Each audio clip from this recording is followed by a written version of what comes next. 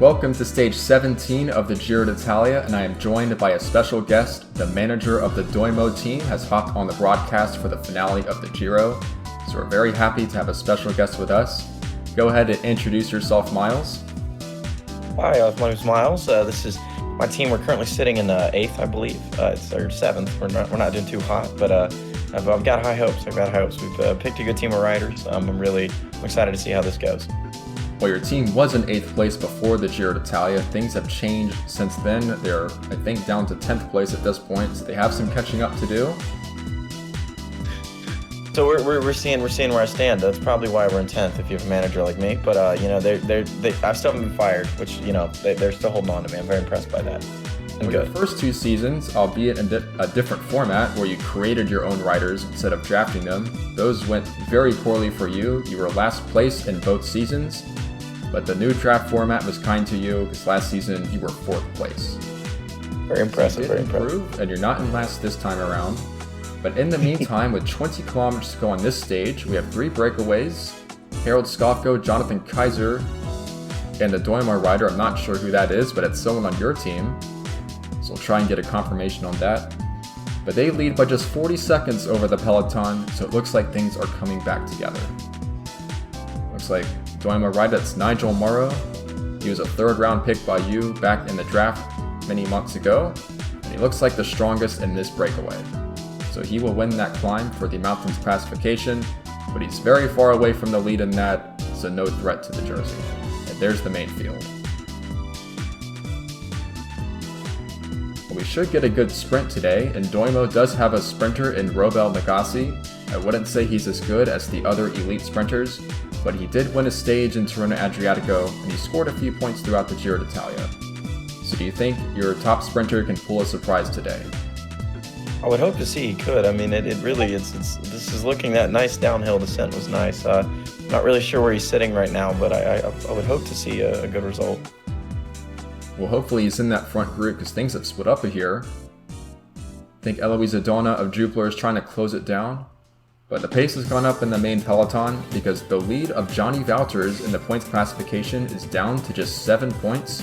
Superchak Sharativat has really closed that down over the past few stages, so Wouters really needs to fight to keep that Maglia Ciclamina. You see Vallnord with Jerome Moikin and others taking control. This is all for the Thai super sprinter Superchak Sharativat. Sharativat has won 2 of the recent flat stages, so they do have to like their chances. As Castelli come through, they're going to try and take control of Florence Haas, the very big Dutchman. He's the largest rider in the race, and he really hates climbing mountains, but he's very strong on the flats. You do have a rider up there in the top 10 of GC miles in Ilyana Pavlova. I believe she's in 7th place overall as we enter stage 17. Do you think she can move up in the final mountain stages, or are you content with her place and just hope she doesn't crack? I would like her to hold back a little bit. I think our team's fine with being average. I think really we aspire to be average. I think it'll be fine. I think it'll work out for her if she just holds back and keeps doing her thing. Really, we're not looking to make anyone impressed with us. We're just looking to ride. Really our goal. Great outlook. Sometimes you just have to enjoy riding your bike. And these sprinters are more focused on winning the stage as they enter the Flamme Rouge. We're going to get a final sprint, and Johnny Wouters on the right is going to start it off. Sharativat through the middle. That's Heinrich Kromer on the left for AlphaTauri.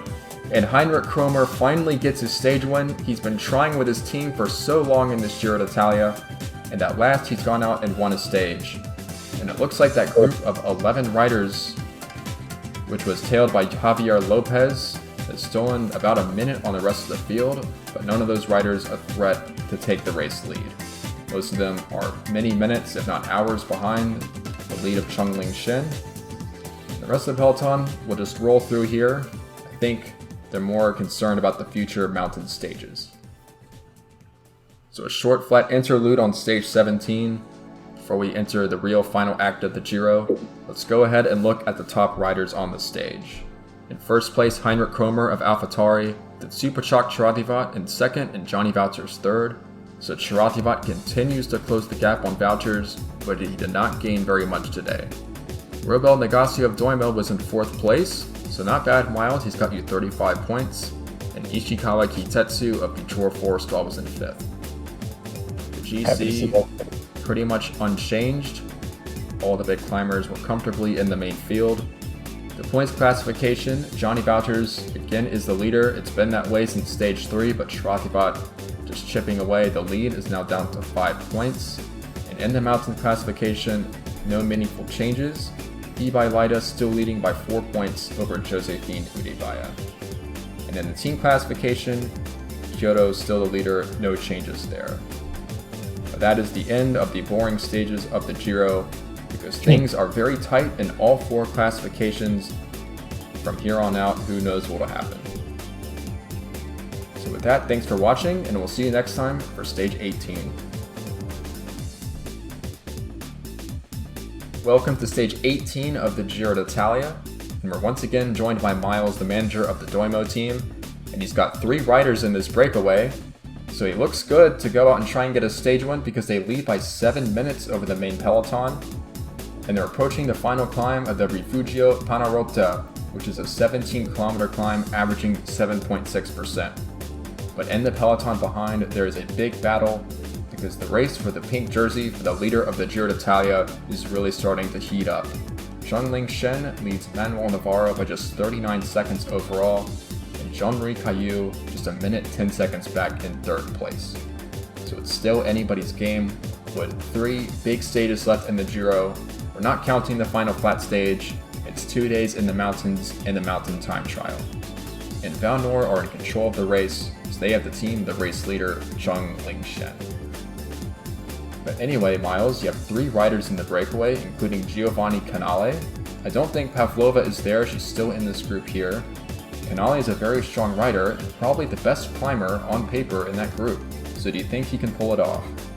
I think Canale has a pretty good shot here. I think it's going to be a tough ride today, but as our motto goes, just keep biking. I think if he follows that, he'll be all right.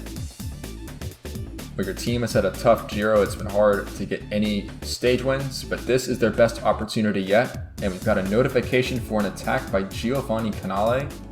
So already he's trying to leave his group behind. And hopefully our observer can get up there and see what kind of damage Canale is doing. But this is the race leader, Lingxin, starting the final climb. He will be put under pressure by Manuel Navarro. Here's Canale with Harold Skovgo of the Jupiler team. And Canale is going to attack again. A ferocious, aggressive climb by Giovanni Canale. Is this in line with your team motto? I think it is. I believe that as we're speaking to him now, I'm very upset.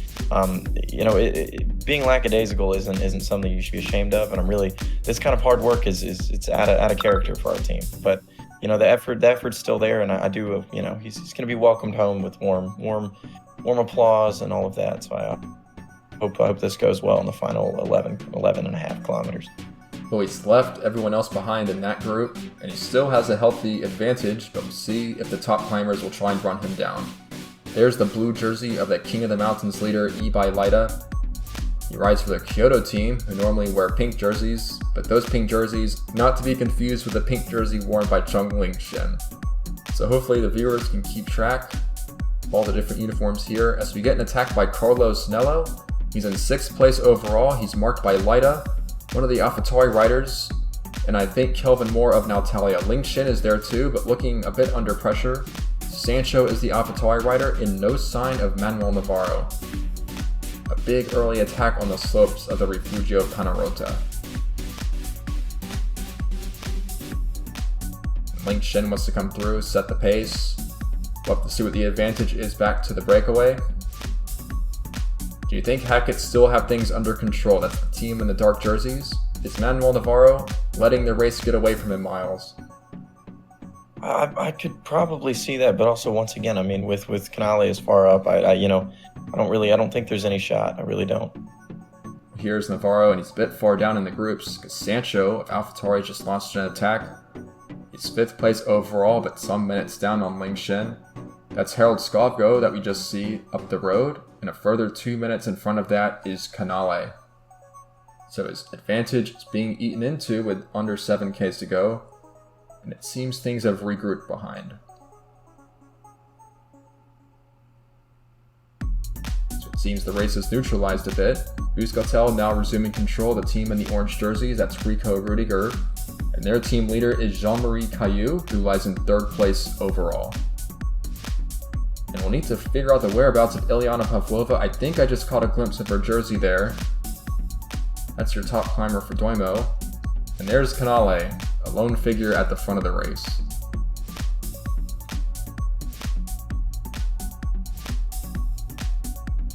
So Canale continues his lone march up the mountain. Here comes Rudiger in the Euskaltel train. That's Wilmer Rodriguez. Cailloux is there. So for the first time, probably in this entire Giro, the Euskaltel team looking to attack.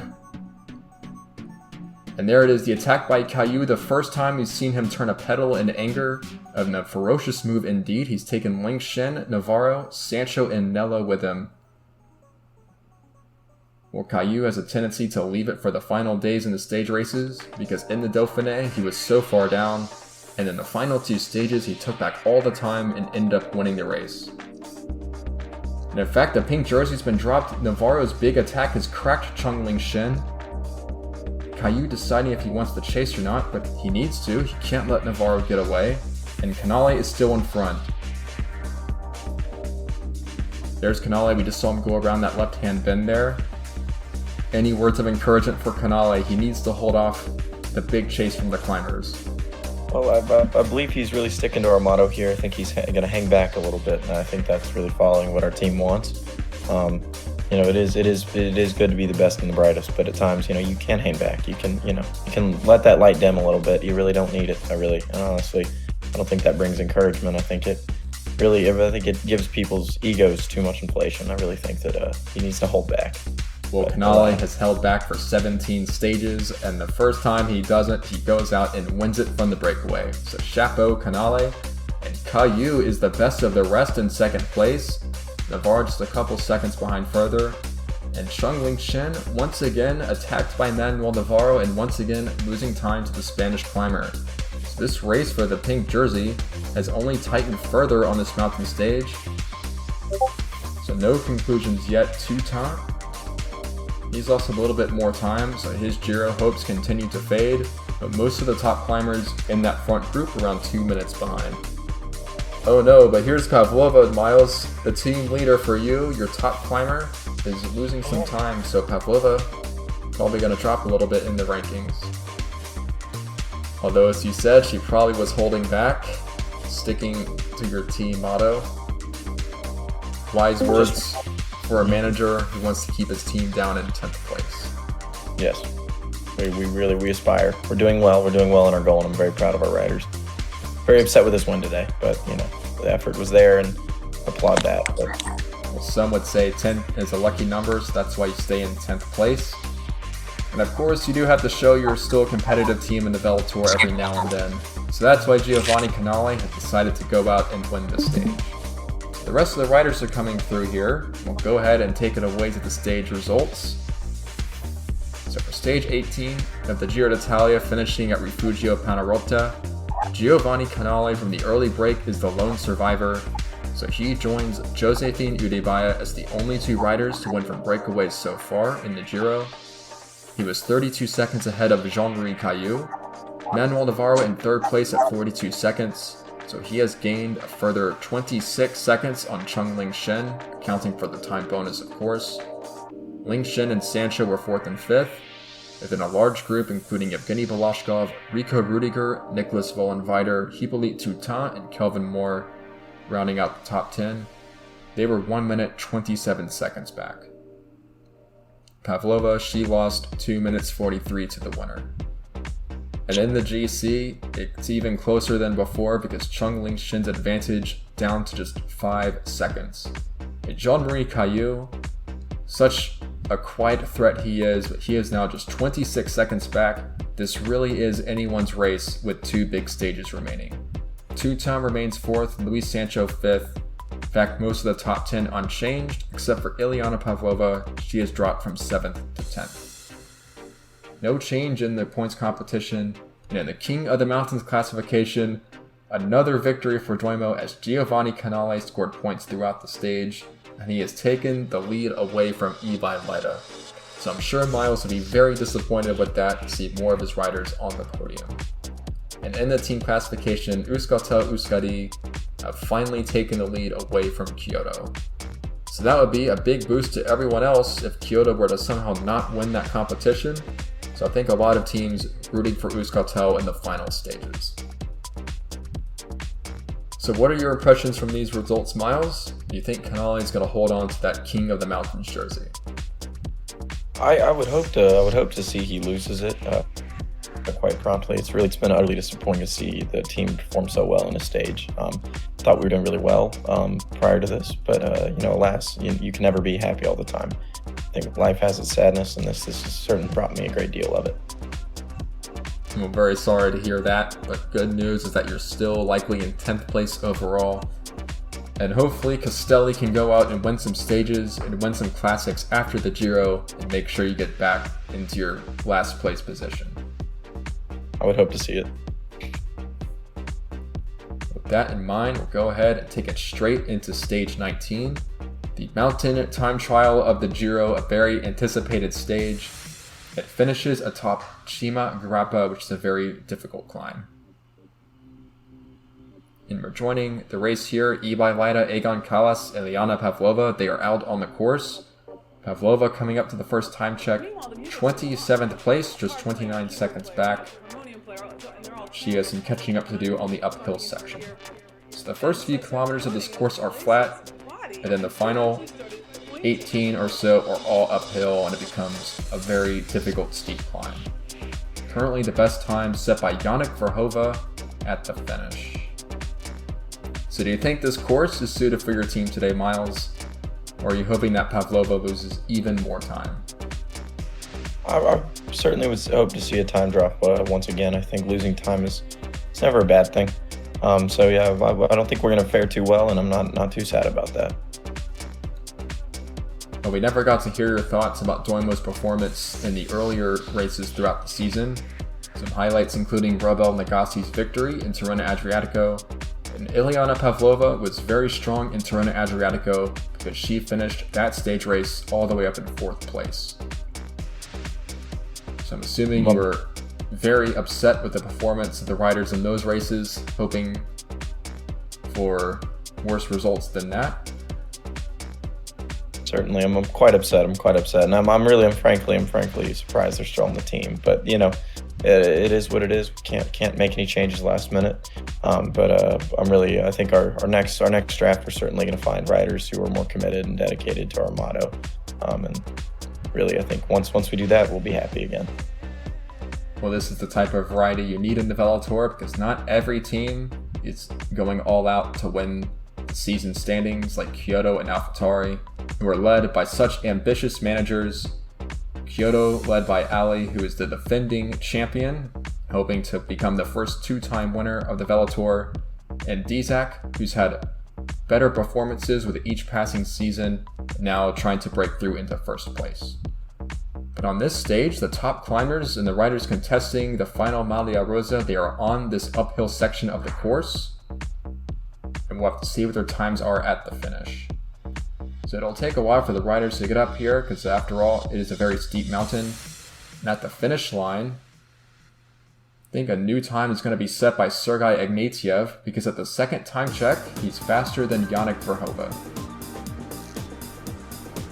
And this course, much better for the climbers than the earlier time trial where the likes of Carlos Nello and Luis Sancho lost over 4 minutes. So they should be able to limit the damage today. And there's Giovanni Canale, the new leader in the mountains competition, going through the next time check in 12th place. The Egan Kalas, who's right behind him, looking very good. Here comes Vallnord, the former leader of the mountains competition, before his jersey was rudely snatched away by Giovanni Canale. And of course, if Miles were speaking instead of me, he would say that Canale should probably return that jersey to Vallnord by allowing him to score some points. Would I be correct in that? Yes, absolutely correct. You're really catching on to what what we stand for, and I do appreciate for accurately representing that, because it's not that we're just bad, it's that we want to be bad. We know there's value in that. Someone has to be at the bottom, and we graciously take that position. Well, you're not doing a very good job of it as a team because Castelli has been much worse than Doimo throughout the season. That's saying a lot because Doimo has not been particularly impressive. The rider who has been impressive on this stage is Rico Rudiger because he's set an incredible time at the second time check, 27 seconds faster than anyone else. I don't know if anyone's going to end up beating that. Perhaps Hippolyte Toutain would have a chance. Now, the finish line here, we just take a look at the leaderboard. Sergei Ignatiev has taken the new best time. So the way things are now, Ignatiev would win this stage. But some very strong riders still to finish, including Hippolyte Toutain here. A big Frenchman in 4th place. Faster than Rico Rudiger at the second time check. And Toutain has already caught Luis Sancho for 2 minutes out on the course. So Luis Sancho once again is falling apart in a time trial. The Spanish climber really needs to work on that discipline in the off-season. Otherwise, he's not going to win any of the stage races. Cailloux trying to stay in contention here for the Maglia Rosa. Not a great time halfway up the climb. He needs to find a strong finish. And what of Manuel Navarro? In 2nd place overall. And he is even slower than Jean-Marie Cailloux. And this is a big chance for Lingxin to consolidate his advantage in the Giro d'Italia. 4th place at the second time check, so he's gaining time on his biggest rivals.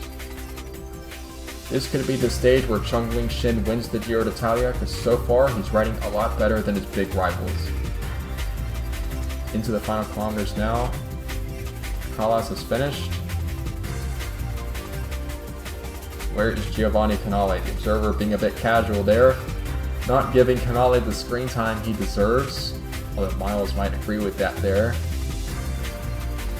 I don't think the spotlight needs, to be honest. I think it was a fair decision by the observer.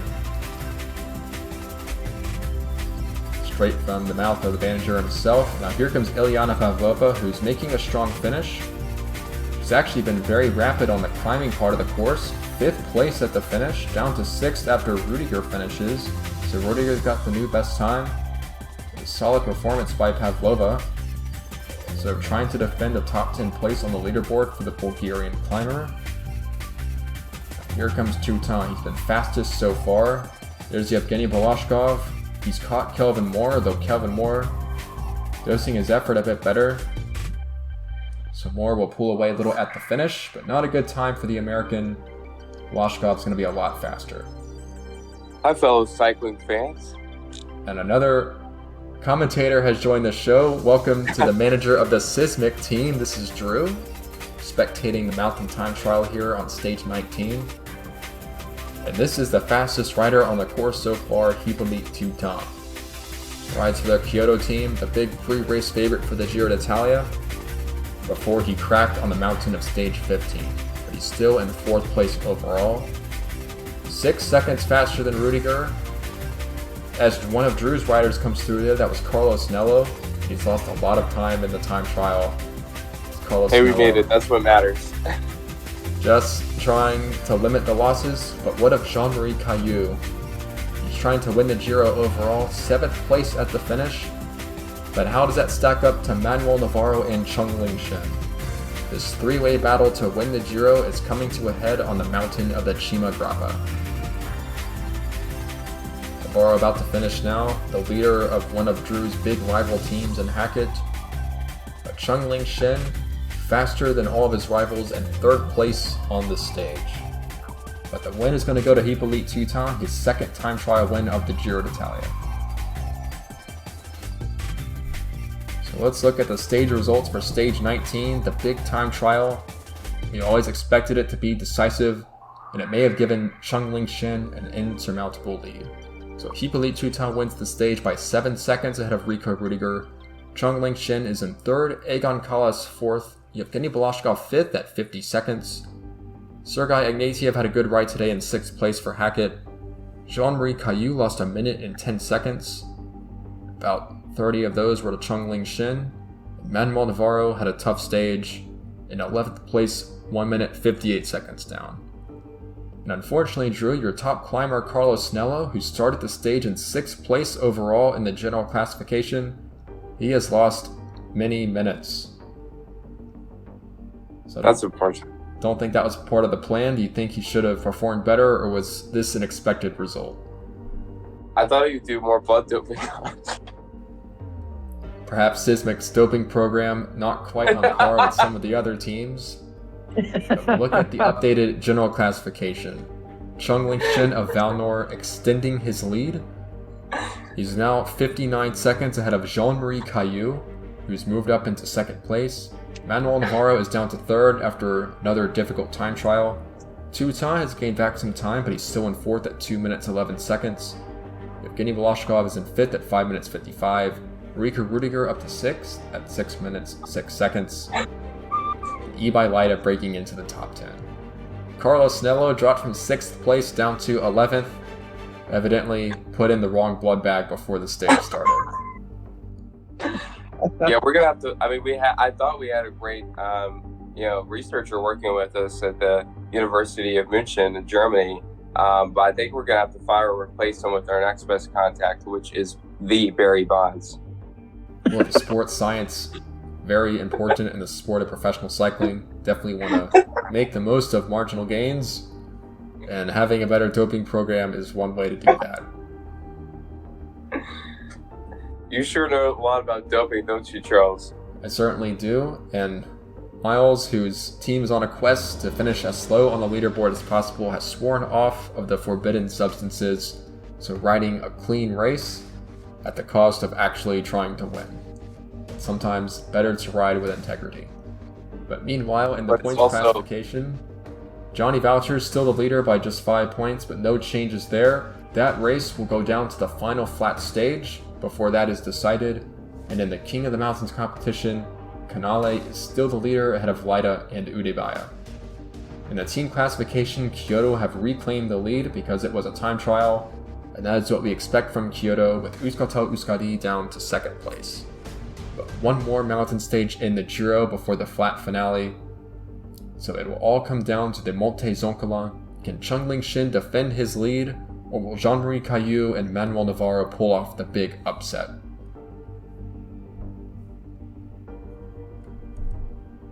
So without further ado, let's jump into stage 20, joined by the managers of the Doimo and Sismic teams, Miles and Drew. And both of them have riders in this breakaway. We're picking up the broadcast a long way from the finish, over 70 kilometers to ride with 3 big mountains, starting with the Paso de la Pura. So I'm not sure which one of those riders on your team is in there, Drew. I think that's Nicholas Vollenweider, but I could be wrong. Giovanni Canale is the rider. He's a German. He is from Austria. In fact, he's from Innsbruck. He certainly has a Germanic last name. Vollenweider. He's the youngest rider in the race, so has many years ahead of himself to try and win a race like the Giro. Very talented young climber. And to try to do a lot of doping, not gonna lie. Certainly, if you want to reach the top level, sometimes you have to make questionable ethical choices. Perhaps that's why Cheng Lingxin is wearing the race leader's jersey. So here's the race leader of Lingxin. He leads by 59 seconds ahead of Jean-Marie Cailloux of Euskaltel-Euskadi, in 1 minute 12 seconds ahead of Manuel Navarro of Hackett. And this is the final stage for big things to happen in the GC. If Cheng Lingxin cracks, he could lose the Giro, but if he's on a good day, he could really stamp his authority on the rest of the field. Here are the surviving breakaways. Arnaud Deschet is here, Dennis and Sengamana of Castelli, Vollenweider of Sismic, and I think Jeff Cooper is the AlphaTauri rider. And I'm not sure who that is from Jupiler. It might be Farouk Manesh. This final mountain to the finish of Monte Zoncolan, very steep, should be perfect for Carlos Snello. So is that the plan for your team today, Drew? It sure is. We're having a great time out in the Western Alps here. It's a beautiful day, beautiful heights, get some elevation, get those legs pumping.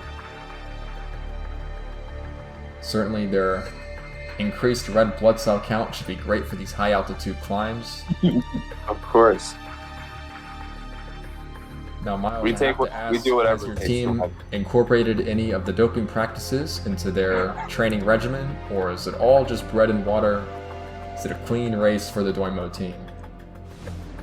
Actually, so we practice intermittent fasting, but it actually isn't intermittent. We allow our riders to eat nothing. But on top of that, after seeing how well we fared in the first 17 and 18 stages, and how poorly we were doing, and a lot of the various categories, we were very, very excited to see that no doping actually does help, especially when your goal is finishing last. So a clean team, the cleanest in the Giro. So points for fair play to the Doimo team, but they're not at the front of the bike race. The rider at the front of the race is Dennis Nsengamana, a climber from Rwanda. Very quiet this season. He's had a couple of good days out in breakaways. He's scored points for the mountains competition, and he's just won the category climb Passo del Pora. And if he continues to score points, he actually has a chance to take the lead in that competition away from Giovanni Canale. So Canale, Ibai Leida, and Josephine Udebaya are all in contention to win that, and so is Nsengamana. So that competition will be decided on the next two mountains, starting with the Salarazzo. Are we the first managers to join the cast today? Today, of course, not this season, because the manager of the Vallnord team, Jay, joined us earlier on for a couple of the big classics. Had a wonderful time with La Flèche Wallonne and Paris-Roubaix, two of the great races of the season. If you haven't watched Paris-Roubaix, anyone watching the show, go check it out. It's a nominee for the race of the year when it's all said and done. But in this race, the breakaways have started at Salarazzo. The Shea has caught back up to Dennis Nsengamana. I don't think the Rwandan climber is too concerned about the future of four-star rider. He's more concerned with the points at the top of the climb. I think I see my friend Trevor out in the sideline cheering on all the cyclists on the side of the road. Well, good for Trevor for getting out here and supporting a great sporting event. They say that the mountains in the world of professional cycling are the world's largest stadium, because anyone can go out and park themselves on the side of the road. No cost of admission needed. Very good. And as Peloton is steadily riding tempo, it's been Hackett who have been controlling the pace on this climb. And clearly, Manuel Navarro needs to go all out on that final mountain if he wants to take the lead away from Cheng Lingxin. Lingxin hasn't won the race, but he's led the race in stage 15 when he won that stage on the Plan di Monte Campione, taking the lead away from Hippolyte Toutain. He was very good in the mountain time trial yesterday, but before that he was a bit vulnerable to Manuel Navarro. So that two-man duel has really been a highlight of the Giro, and once again they will clash on the Zoncolan. But not yet, that's still a few dozen kilometers away. Charles, would you say that cycling is overall a socioeconomic equalizer, at least more accessible in that manner compared to a lot of other sports? In the United States, I would say most definitely not, because equipment is very expensive and there are not many places that are safe to ride. One would not train in the streets of Detroit versus the back roads and Bend, Oregon. So that's why we see a lot of wealthy white Americans end up being professionals. But in Europe, it's a little bit of a different story. Some more diverse backgrounds there. Riders from all walks of life. Now the Africans getting some resources from European sponsors starting to break through. And plenty of Africans in this VeloTour. I could definitely corroborate at least on the European side. Because I traveled Germany this past summer, even this very rural area, which was called Altheim, Germany. It's near Vorb-am-Neckar, a very beautiful town in Baden-Württemberg in the southwest of Germany. I mean, they're just cycling past everywhere and walking past as well. Unlike the US, where, if you want to go to the grocery store or just go out somewhere, you got to cross this massive highway or some dangerous road along the way, and you're probably not going to have any sort of safe cycling or biking path. So Speaking of danger, Carlos Nella has launched a dangerous attack. He has split this race into pieces at the top of the Celerazzo, and Singamana will win the climb in the points. Nello is second, so he's a minute 25 ahead of the peloton. He was attacking as Drew was explaining his travels to Germany. And look at the size of this peloton, it's down to just 14 riders. So 14 of the best climbers in the race are still in front. Including one of mine. Including one of yours. In fact, he's in front of these 14. So Carlos Nello has caught up to Dennis and Singamana at the front of the bike race. So 2 leaders now, one from the early breakaway and one attacking from the peloton. They have a long descent here before the start of the Zoncolan, so we'll see if they can work together. Kyoto still have 3 riders here. Must be Ibai Lida, Egon Callas, and Hippolyte Toutain. A very interesting tactic here by Ilyana Pavlova, because I think she's the only rider on Doimo in this group. She's trying to defend a place in the top 10, and she's attacking on the descent. Though I'm sure Miles won't mind the questionable tactics. In fact, I'm sure he ordered it himself. Probably on the phone with his team while we're talking these last few kilometers. Classic Miles. I have been, yes. Yeah, we've been really hammering home our main point. No doping, no wins. That's the big idea of our team. Very insistent on riding with passion and integrity. And of course, the end goal of sabotaging their own chances to win. But that did not work on stage 18 because Giovanni Canale got in the early breakaway and he attacked relentlessly on that final mountain and he won the stage. So for an outside Doimo fan who doesn't understand the true motives of the team, it was a brilliant day for them, but not so much for the manager Miles. He was very sad with the results, hoping for, in his eyes, a much better performance today. As Pavlova continues to expend an awful lot of energy attacking the shallow descent, probably directly on the orders from Miles, and she is towing this peloton to the final climb of the Zoncolan. So the other riders, very pleased with the work Pavlova is doing. She is chasing down this breakaway featuring Carlos Nello. So a bit of Doimo versus Sismic action here. Nello trying to survive in the break and Pavlova irrationally chasing him down. Perhaps things getting a bit personal between the two managers here. Luis Sancho will finish the chase down, and we're approaching the bottom of the Monte Zoncolan. Some say it's the most feared mountain in professional cycling, along with the Alto de Longlarue in northwestern Spain. This climb, not as long as some of the others, but it is viciously steep, with many sections above 15% gradient. They will turn right, they will turn left, and then they will start the final climb. Oh, that's a leg burner there, guys. That lactic acid will surely be felt the next morning. Oh, it absolutely will. Some riders will have a hard time even turning over the pedals, but it all comes down to the final climb. The final destiny of the Maglia Rosa will be decided in the next 10.1 kilometers. Rico Rudiger leads them onto the climb. The gradient's already above 12%. But you do know what the solution is to lactic acid, right? More lactic acid, like ice cream. And Pickle Joe's, and obviously copious amounts of blood doping. You see Lingxin, he's about in 7th position there. His big rivals, Manuel Navarro, who sits in 3rd place, 1 minute 12 seconds back, and Jean-Marie Cailloux, who's one of the orange jerseys of Euskaltel-Euskadi. He is 59 seconds behind Cheng Lingxin in the overall. So Lingxin just has to defend. There are no more mountains after this one, only a flat stage. This is the final chance to take the race lead. Balashkov trying to set up Luis Sancho for a 4th stage win. Speaking of stage wins, Drew, your team has won 2 in this Giro, both courtesy of Miroslav Kostra, the sprinter from Slovakia.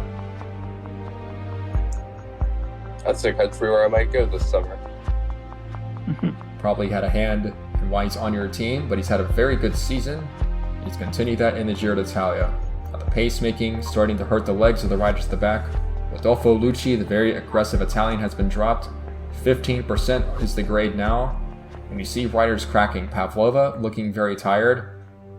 Ensengamana Kalas getting shelled at the back. Carlos Nello suffering from his early attack, so he's not going to win the stage. So Balashkov putting everyone in a lot of pressure. 5 kilometers to go now. It's Balashkov, Rudiger, Navarro still there, another Hackett rider, it's Ignatiev, Sancho, Cailloux is there, Rodriguez, and Lingxin marking them all. Balashkov is making a brilliant climb up the mountain. He is making everybody else suffer for his team leader, Luis Sancho. 22% is the gradient now. It's getting very, very steep.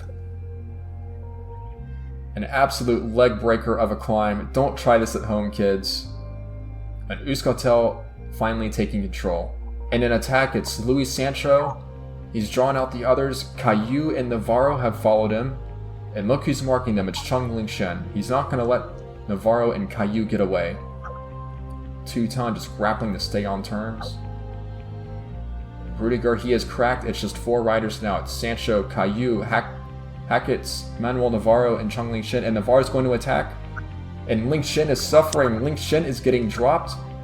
Manuel Navarro is making a bid to win the Giro, but he needs time. 1 minute and 12 seconds. Cailloux has not overhooked himself. He's just riding tempo. As Miles says, just keep riding. That's what Cailloux is doing here, trying to close the gap. And remember, Cailloux is in 2nd place overall, 59 seconds down on Lingxin. He's already gained 40 seconds on Lingxin. 1.6 Ks to go. Lingxin is suffering. The pink jersey is crumbling on the Monte Zoncolan. He needs to dig very, very deep if he wants to win the Giro d'Italia. And Cailloux, he's been so quiet for the entire 3 weeks. Can he come through and win the stage? Cailloux has caught Sancho, he's caught Navarro. The final sprint to the line, Cailloux will blow past them all. And I think Jean-Marie Cailloux is going to take the race lead as well. The incredible Jean-Marie Cailloux has a flair for the dramatic. He won the Dauphiné on the last day, and I think he's just done the same in the Giro d'Italia. Chapeau, a brilliant day for Jean-Marie Cailloux. Lingxin has suffered. He's lost 1 minute 17 seconds plus the time bonus. Absolute agony for the Chinese climber. He looked so good on the stage 19 time trial, and then it all fell apart. So what drama on the final climb. As the other lesser contenders, the ones who will not win the Giro, come through to the finish. What do our manager guests have to say about that dramatic climb of the Zoncolan? I would have preferred that the guy named after the annoying cartoon character would have not won, but I mean, to his credit, he gave a very strong effort in this, so I think it's pretty well deserved. I echo that sentiment. I believe that the bald teenager, the child, I believe is a better way to put it, should not have taken this race, but impressive finish. Well, Jean-Marie Cailloux knows nothing of the annoying cartoon character. He lives out in the wild mountains of France. He's known for herding goats and making goat cheese. A bit of a scientist in that regard. He's known for his high quality products thanks to his meticulous research. Now he is staking his claim as the best stage race rider in the world because I believe he's about to win the Giro after today's performance. Sounds like the jack of all trades. Super sprinter trying to finish inside the time limit, and I think he will, so no riders will be eliminated from this stage. And that's always good to see. No riders have been eliminated at all in the Giro, so everyone will get to finish the race. So let's look at the stage results now for stage 20, the final serious stage before the flat finale on stage 21. First place, Jean-Marie Cailloux of Euskaltel-Euskadi. He left it late as he always does, but he's won a spectacular mountain stage, 11 seconds ahead of Luis Sancho and Manuel Navarro. Fourth place was Cheng Lingxin at 1 minute 15 seconds. Hippolyte Teuton lost another 2 minutes in fifth with Rico Rudiger. Evgeny Balashkov, who worked so hard for Luis Sancho, is in 7th place at 2 minutes 21 seconds, along with Ibai Leida. Wilmer Rodriguez of Euskaltel-Euskadi was 9th with Sergei Ignatiev. Carlos Nello down in 12th, lost over 5 minutes, and Pavlova in 13th, lost over 6 minutes. The time gaps as big on this stage as they've been on any other stage. When there have been so many stages, it really hurts the riders. It's like running a marathon every day for 3 weeks, and this is when it really hurts. But the moment of truth, the new general classification, and Jean-Marie Cailloux has overhauled Cheng Lingxin and become the new leader of the Giro d'Italia. So he always lurked around in the top 10, and then suddenly he was in the top 3, and with one spectacular climb, he's now in first place. Lingxin is in second place at 26 seconds. Navarro gained time on Lingxin, but not on Cailloux, so he is in third at 44 seconds. No other meaningful changes in the top 10 except Carlos Nello has come into the top 10, replacing Ilyana Pavlova. So how kind of Pavlova to allow another rider her place in the top 10. Certainly Miles' high moral standards rubbing off on his team. They're doing a wonderful job. In the points classification, no points scored by the sprinters. Johnny Valters still leads by a scant 5 points. That will go down to tomorrow's stage.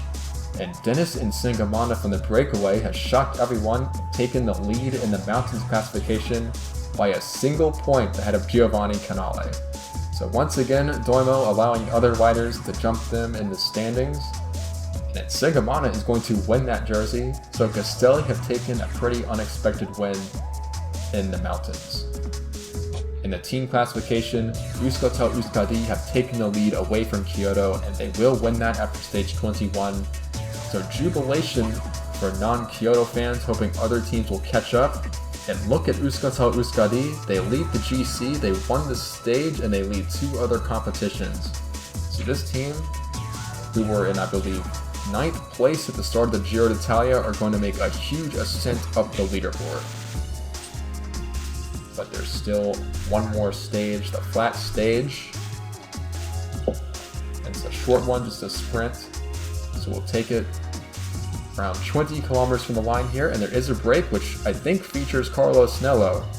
So the Colombian climber a bit upset he didn't win any stages. Now he's taking his revenge on a flat stage. Will Flat Stanley make an appearance today? I don't believe Flat Stanley is in the bike race. Let's not forget that Carlos Nello won a pretty flat classic one-day race early in the season because he got in the breakaway and he attacked on the final little hill before the finish. And that was a very surprising victory. You shouldn't underestimate him. But here's the pink jersey of Jean-Marie Cailloux.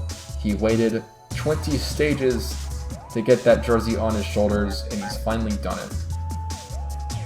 So this is more of a procession for Cailloux, but his teammate Johnny Valters is very nervous today because he has to finish ahead of Superchalk Chirativat, or rather not too far behind him, if he wants to defend his points jersey all the way to the end. And there's Chirativat. So who do you guys think is going to end up winning that Maglia Ciclamina? Will Valters hold on, or will Chirativat and Kostra snatch it away on the final stage?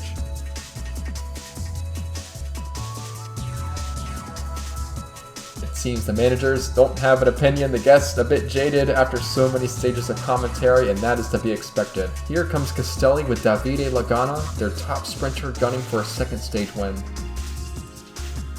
Castelli's lead-out looks so good early in the stage, but they've really crumbled in the recent sprint stages, nowhere near the front of the race, so this is out to prove a point that they're not just a one-stage fluke. 6Ks to go. Where is Lagana? I think he's on the wheel of Nsengamana there. Perhaps he's third wheel here. We'll have to wait and see. Euskaltel getting set up for Johnny Valters. 5Ks to go now. Kromer's there for AlphaTauri. Where is Superchalk Chirativat? I think he's on the wheel of Heinrich Kromer. Valters in that purple jersey on the left-hand side.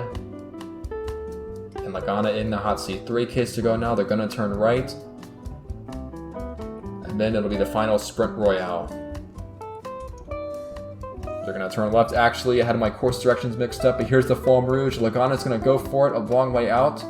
I think he's timed this just right. Nobody's going to come around him. Lagana easily by 2 bike lengths will win the final stage of the Giro. Kostra of Sismic is in 2nd place.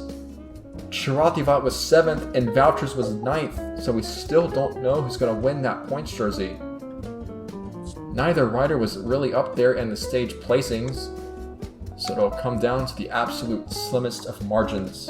Chirativat did finish ahead of Valters.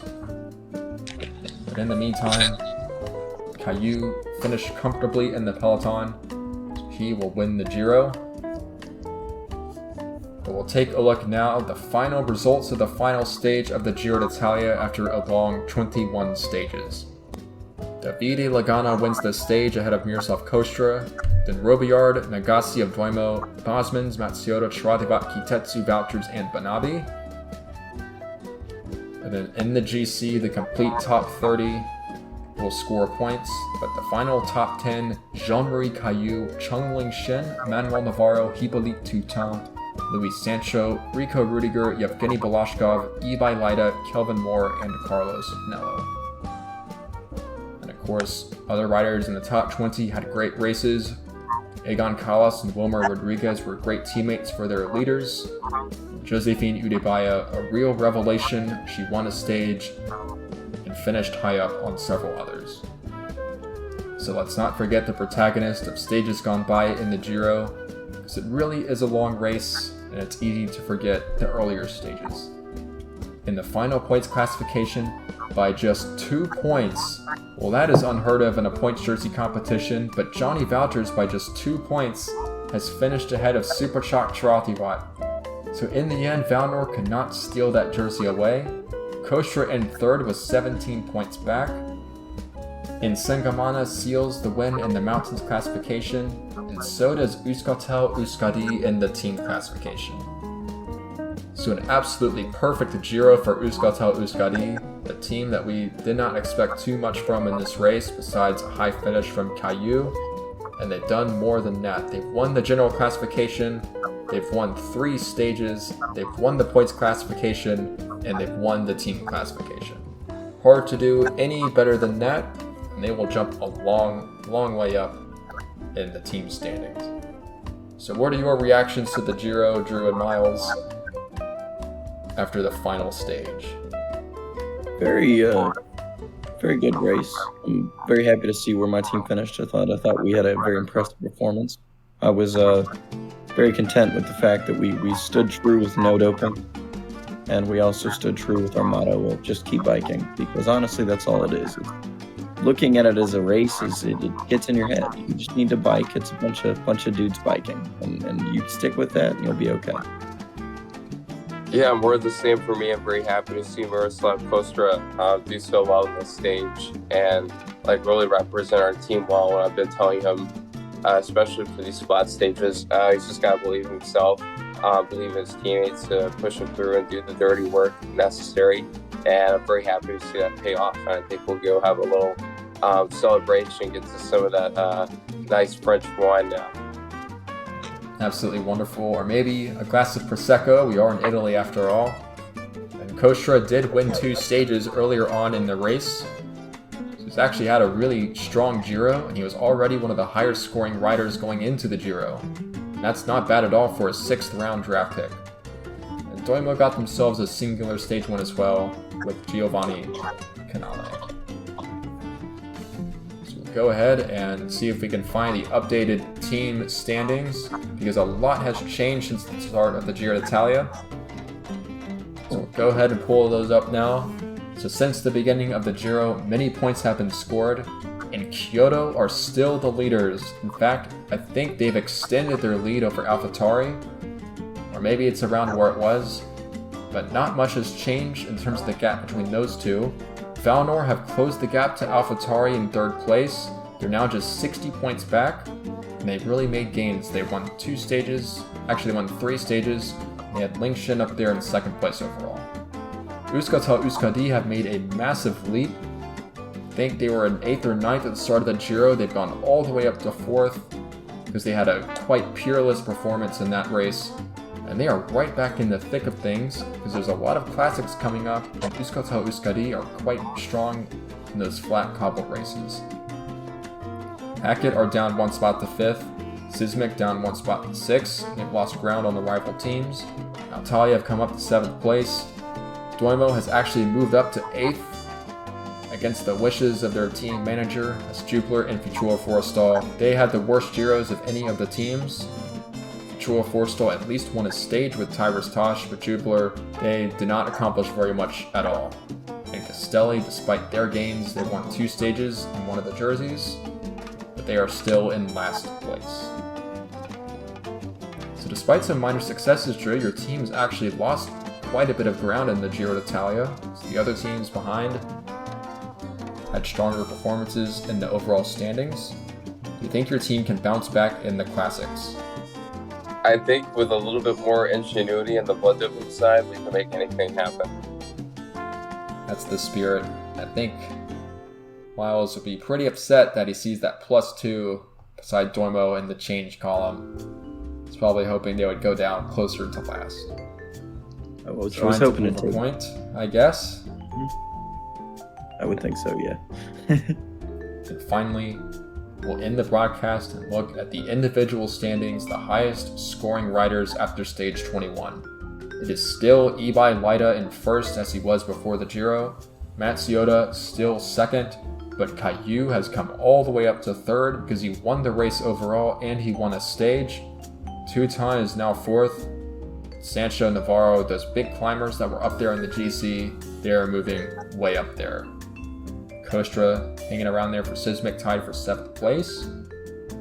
Nello also in the top 15, and a complete absence of riders from Doimo, much to the delight of their team manager.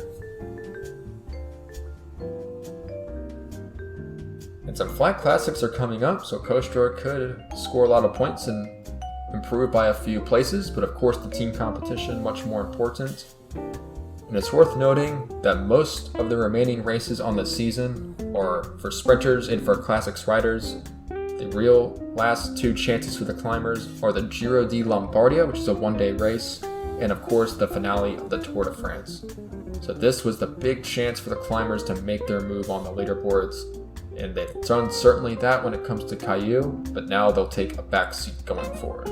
But Euskaltel-Euskadi has all the momentum, and Kyoto unable to really pull away from AlphaTauri and Vallnord, so this season is far from over. Any closing remarks from our guest managers?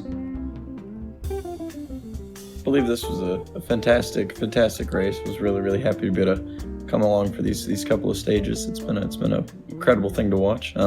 Especially the lack of doping for my team. You know, the others, you can see them with their blood bags before the games. It's really, it's very upsetting. But for us, we keep it clean. We stick to no food, no nothing, only water, and it turned out well for us, finishing in a strong position. But as I've repeated before, I believe we need to be dropping a bit more in those standings, and I think our team will be much more content. Yeah, this was really a pleasure to be a part of. I appreciate the opportunity. In stark contrast to Miles, we will be using blood doping as much as we need to remain competitive, whether you like it or not. That's kind of the fact of the cycling world. And as Wiz Khalifa would say, we be riding dirty. So, riding dirty indeed. So, in defense of Miles and his team, if you don't take any substances, then you're not taking any banned substances. That's one school of thought, I suppose. One appreciates a team that was willing to push the boundaries and remain competitive. And Sismic was doing quite well in the early season classics, so perhaps the next block of races will turn into their favor. But thanks to all the viewers for joining us, and to all the managers once again for being a part of the season. We still have many more races to come. This is just the first Grand Tour. We still have the Tour de France at the end of the season. Thank you to Miles and Drew for joining us.